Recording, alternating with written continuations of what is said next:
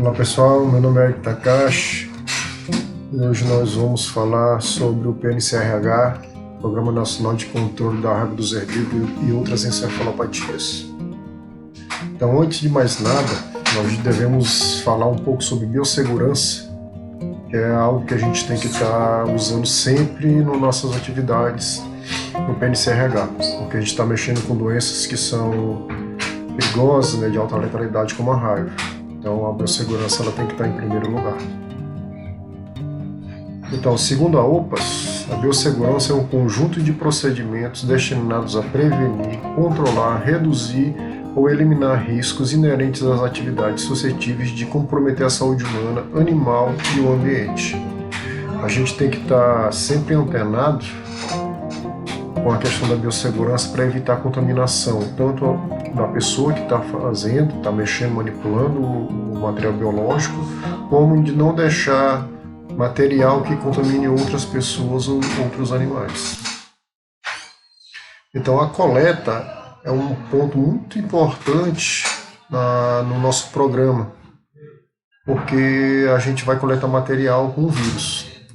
Então, inicialmente, ela deverá ser feita por funcionários habilitados e imunizados. Pessoal, uma coisa que a gente tem que estar sempre ligado: quem não for imunizado não deverá fazer a atividade da raiva, principalmente coleta. Porque se a pessoa não estiver imunizada, ela pode contrair a doença, ela pode se infectar e contrair raiva. Então vamos ter muito cuidado com a questão da nossa imunização e da nossa titulação. Segundo, ela deverá ser acompanhada por um fiscal estadual agropecuário ou médico veterinário oficial. Então não quer dizer necessariamente que vai ser o veterinário que vai ter lá fazendo a coleta. Ele poderá simplesmente acompanhar. Ele pode estar monitorando junto com outros funcionários, junto com os técnicos, outros veterinários. Ele pode estar só lá observando, mas ele tem que estar presente para poder orientar o local de incisão, saber a anatomia topográfica, para orientar a pessoa que está fazendo a coleta. Segundo, deverá ser realizado em local apropriado. A gente não pode simplesmente coletar o material onde o animal se encontra. Muitas das vezes o animal pode estar próximo de uma casa, pode estar próximo de outros animais. Então a gente tem que estar esperto quanto a isso, sempre em local apropriado.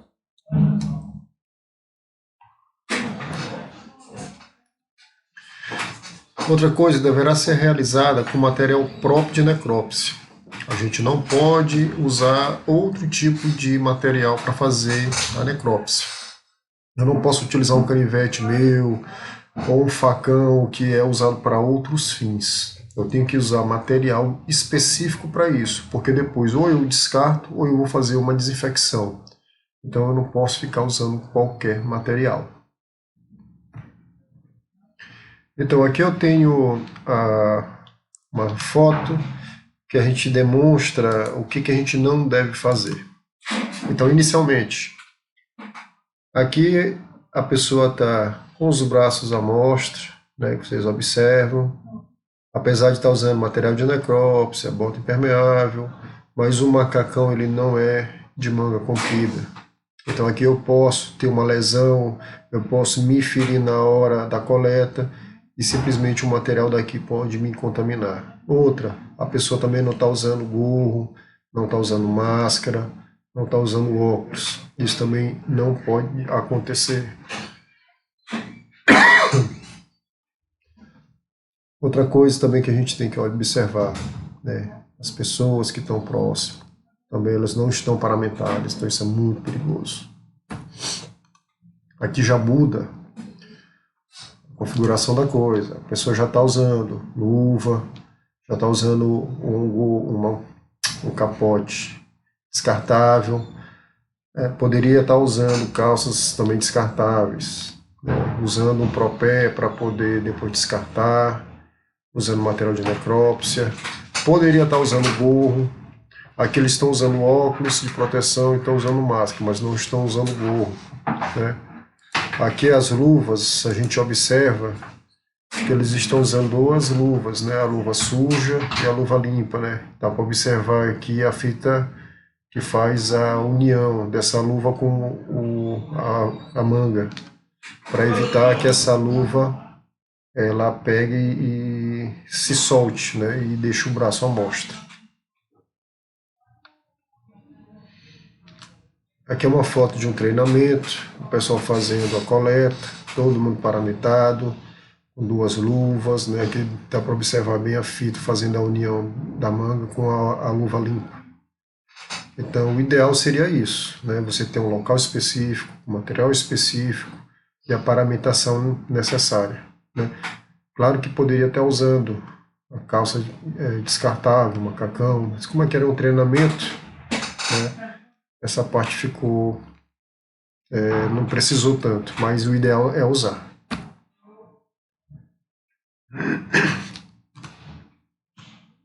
Então aqui a gente observa o seguinte, a pessoa está paramentada, está com a luva, só que aqui, ó, quando você usa a luva sem usar a união, usar a fita como união da manga com a luva, acontece isso bem aqui, ó. A manga ela sobe um pouco, às vezes a luva também sobe e fica aqui o pulso exposto. Se isso aqui tivesse uma ferida, a pessoa está manipulando o cérebro positivo com vírus e aqui eu posso ter uma contaminação. Então isso aqui é muito perigoso. Aqui nessa foto a gente observa o seguinte: a gente tem um dos funcionários todo paramentado, com boné, com máscara, com óculos de proteção, com luva, um jaleco descartável, bota impermeável, mas o segundo membro ele está semi-paramentado. Ele não está usando o capote descartável, então o braço dele está à mostra, né? A roupa que ele está usando, a gente observa que é a roupa que muito provavelmente é a roupa que ele usa no escritório. Então, será que ele vai voltar para o escritório com essa mesma roupa? Então, toda vez que a pessoa for fazer a coleta, o outro também tem que estar paramentado. Os dois têm que estar iguais, todos os dois paramentados. Outra questão muito importante é a paramentação. A gente está preocupado com a biossegurança, a gente vai fazer a coleta, para isso eu tenho que estar paramentado. Então, inicialmente, a gente tem que observar os itens básicos para isso. Primeiro, eu tenho que ter um gorro ou uma touca, que é justamente para proteger minha cabeça quando eu estiver coletando, para que pequenos fragmentos não fiquem grudados no cabelo. E esses fragmentos eu carregue para outro lugar. Eu tenho que ter óculos de proteção para evitar o contato de partículas, né, na hora da coleta com o meu olho, né, com o globo ocular, que também pode ser um ponto de infecção.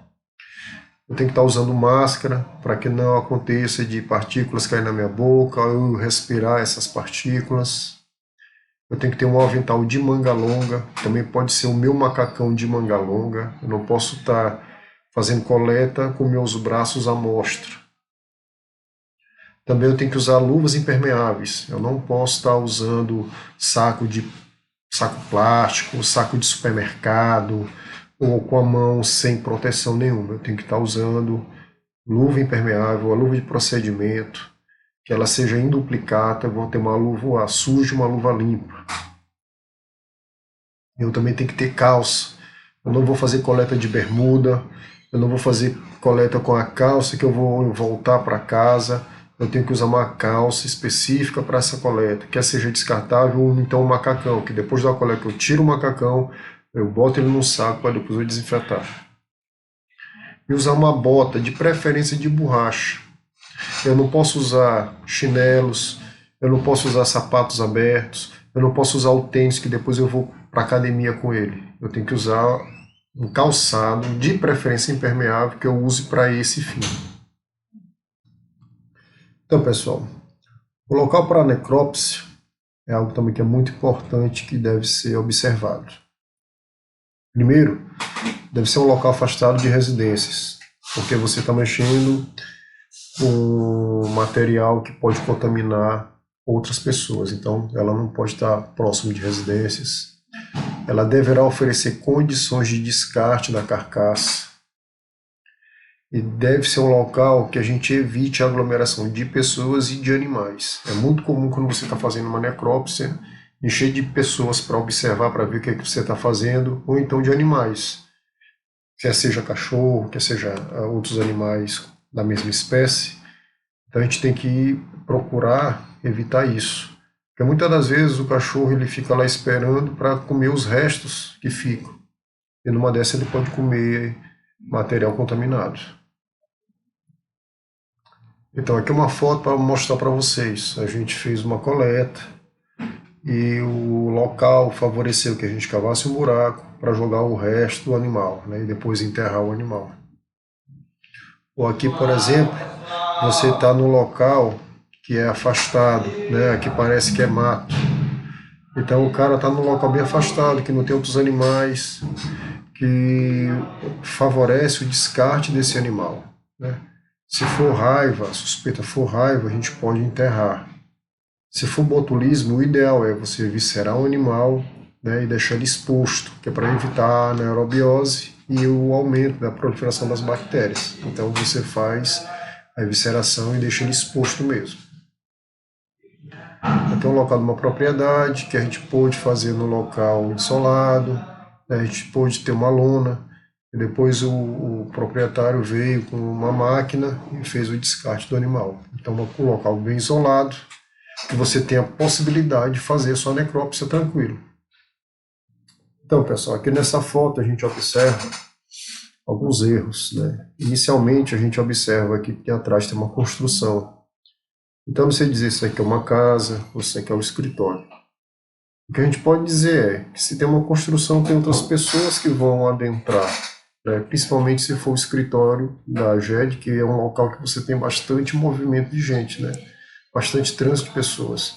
Então, se eu faço uma necrópsia num local desse, eu posso estar contaminando um ambiente de que outras pessoas estão usando. Apesar das pessoas estarem paramentadas, mas a gente observa primeiro o local que está sendo feita a necrópsia, em cima de uma mesa de madeira. Para que essa mesa é usada, né? Será que outra pessoa vai usar posterior? Como é que eu vou fazer a desinfecção dessa mesa? Foi feita a desinfecção dessa mesa, né? Aqui vocês observam que tem um ponto de água, né? Aqui atrás tem outra estrutura, né? Então isso aqui não deve ser feito. Eu só faço uma necrópsia num local específico, né? Se isso aqui fosse um local específico para necrópsia, aí tudo bem, você pode fazer. Mas aqui nesse sentido aqui, isso aqui não deve ser feito. A gente observa também que a pessoa está usando aqui um canivete. Esse canivete ele usa para quê, né? Se ele não fizer essa desinfecção direito desse canivete, mas lá para frente possivelmente ele vai usar para cortar algum tipo de alimento, né? Alguém vai pedir e vai usar. Então isso não deve ser feito, né? Usar aqui uma machadinha que não é própria para necrópsia. Você observa que ela tem um cabo de madeira. Isso aqui não pode ser feito, né? Como é que você vai desinfetar um cabo de madeira? Então são coisas que a gente observa para não fazer, entendeu? Então nunca a gente deve praticar isso. Um local inadequado, com material inadequado, numa mesa inadequada, né? O ideal é fazer a campo. Lá você tem que desinfetar um local. Se não puder desinfetar, mas pelo fato de não ter acesso lá, o vírus não dura muito tempo no meio ambiente, né? Então esse local a gente não deve estar utilizando. Então vamos falar agora sobre o envio de material biológico, que é uma área também que a gente tem que ter muito cuidado na hora da gente estar fazendo, na hora da gente estar manipulando. Então, primeiro de tudo, existe uma norma para a gente seguir por envio. Então ele deverá seguir as normas da UN 3373, que são normas estipuladas pelas Nações Unidas para envio de qualquer tipo de material biológico. Isso é utilizado no mundo inteiro. Então a gente tem que observar essas normas também de biossegurança, né? Porque no transporte a gente pode contaminar outras pessoas ou contaminar o meio. Enviar material junto com os documentos produzidos pelo episódio. Todo o episódio sanitário a gente tem que ter os documentos para isso. Então esses documentos têm que acompanhar essa amostra. Então, todo o material colhido deverá ser identificado. Eu tenho que dizer o que é cérebro, o que é ácido intestinal, o que é o quê. Porque muitas das vezes, depois de congelado, às vezes fica ruim a identificação. Então a gente tem que fazer a identificação de cada material coletado. Outra coisa que a gente deve ter muito cuidado é que ele deverá ser encaminhado imediatamente. Eu não posso demorar muito tempo com o material, principalmente se o material for de raio. Muitas das vezes, o diagnóstico ele precisa ser realizado com celeridade, porque você pode ter uma pessoa que entrou em contato com o animal doente. Então, esse tempo que você leva ao encaminhar o material pode ser decisivo no tratamento da pessoa. Então, sempre que eu tiver material, eu vou tentar mandar imediatamente. Outra coisa é como é que vai ser o acondicionamento desse material biológico. Não importa só como que eu vou enviar logo, que eu vou ter esse cuidado, mas como eu vou fazer esse acondicionamento. Então, pela norma, a gente vai coletar o material, né? A gente não vai mandar a cabeça do animal inteiro. A gente tem muito problema, às vezes, principalmente no começo teve isso muito, mas às vezes o pessoal quer mandar a cabeça inteira. Lembrando, o laboratório não tem local para fazer necrópsia, né? Não existe mais os laboratórios com aquele ambiente para fazer necrópsia. Então esse material já tem que vir processado. Eu vou coletar o material e vou fazer a embalagem dele numa embalagem primária, que pode ser um saco hermeticamente fechado, né, tipo Ziploc, ou então no frasco de boca larga, né, um frasco rosqueável de boca larga. Nunca frasco de vidro, sempre frasco de plástico. Ou eu posso botar o material dentro do saco plástico e depois em seguida eu boto dentro de um frasco, né, que vai ser a minha embalagem secundária. Então, eu pego o material, coloco no saco plástico, depois eu boto dentro de um pote. Ou eu pego o material, boto num pote, depois dentro no saco plástico. Eu vou ter aqui duas embalagens. Se a primeira embalagem não conseguir conter o material e houver um extravasamento, a embalagem secundária vai fazer a contenção desse extravasamento. Eu posso também pegar o material absorvente e enrolar essas embalagens, né? A secundária já com a primária dentro, né? Porque se houver extravasamento da primária e a secundária não segurar, esse material absorvente vai conter esse extravaso. Daí eu boto na embalagem terciária, que a embalagem terciária vai ser uma caixa térmica em volta de uma caixa rígida, né? Eu posso pegar uma caixa de papelão e botar um isopor dentro, contanto que a embalagem terciária ela seja uniforme, né? Ela não pode ficar numa caixa pequena de isopor, uma caixa pequena de isopor e uma caixa grande de papelão. Elas têm que ser praticamente do mesmo tamanho, que ela entre certinho.